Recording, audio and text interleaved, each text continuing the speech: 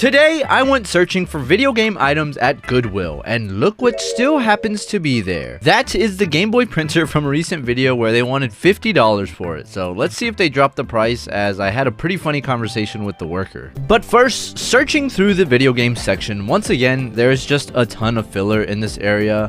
What's so funny to me is that no matter what thrift store you go to, you're bound to find either an old sports game or a Wii Fit there.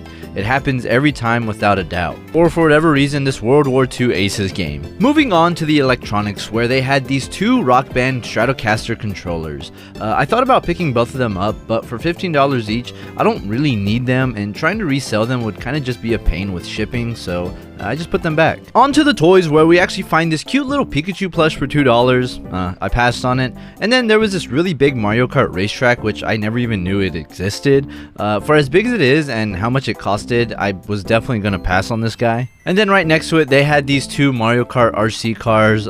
Really nice to find, because usually when I find them, they're all separated without the controllers. And now the Gameboy Printer. Almost 2 weeks later, did they change the price? No, they didn't.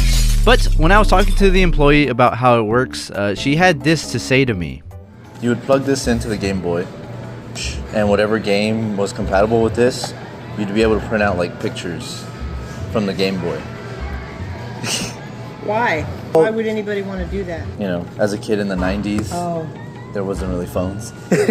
So printing on the receipt paper was probably the best bet. Who knows, maybe I'll come back next week just to see if they drop the price.